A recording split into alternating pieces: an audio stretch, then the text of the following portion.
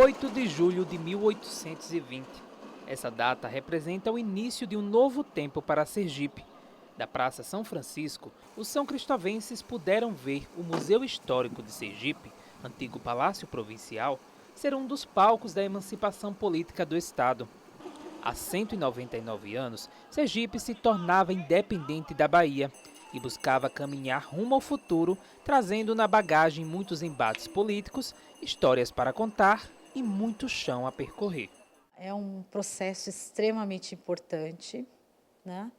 Ele demarca politicamente a diferença administrativa entre duas regiões do Império Português que, a partir de 1822, vão se tornar partes importantes do Império do Brasil.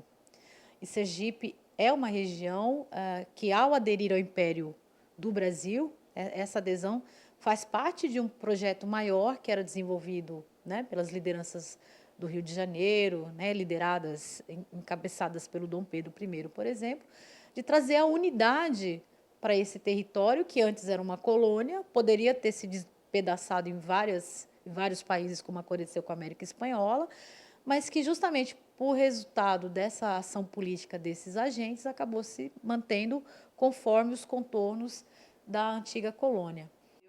A independência política de Sergipe serviu como tema para a tese de doutorado da professora Edna Matos, da Universidade Federal de Sergipe.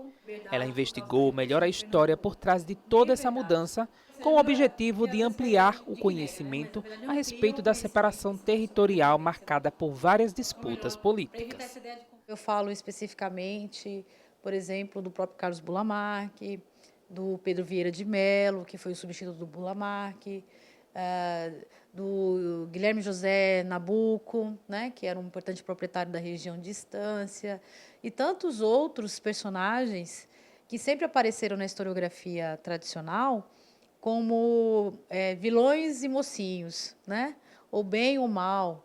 E a proposta da pesquisa era justamente redimensionar essa participação política, mostrando, na verdade, que foram indivíduos que tinham diante de si, naquele momento, algumas questões políticas importantes para resolver, que envolviam o futuro da localidade onde eles moravam e também o futuro da colônia a qual eles faziam parte, que estava tentando se tornar independente e se transformar em uma nação. Com a emancipação decretada por Dom João VI e tempos depois oficializada por um decreto de Dom Pedro I, São Cristóvão se torna a primeira capital de Sergipe.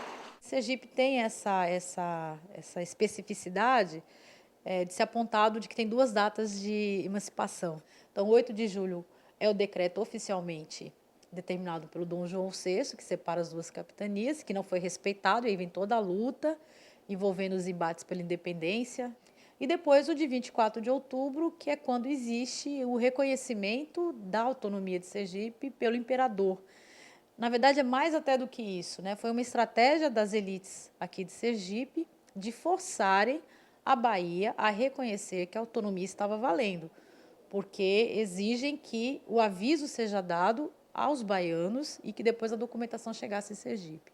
É aqui no Museu Histórico de Sergipe que se encontra um pouco das vivências e da cultura do Estado. Um local marcado por decisões importantes e que influenciaram fortemente no futuro dos sergipanos.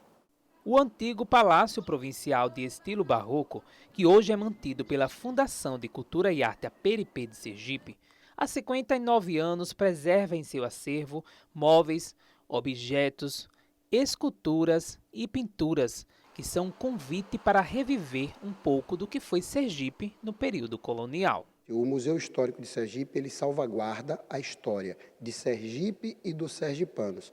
Nós temos salas aqui, são 20 salas abertas à exposição, nós temos Gene Augusto, nós temos Horácio Ora, nós temos acervo mobiliário que guarda toda a louça, todo material de móveis, entendeu?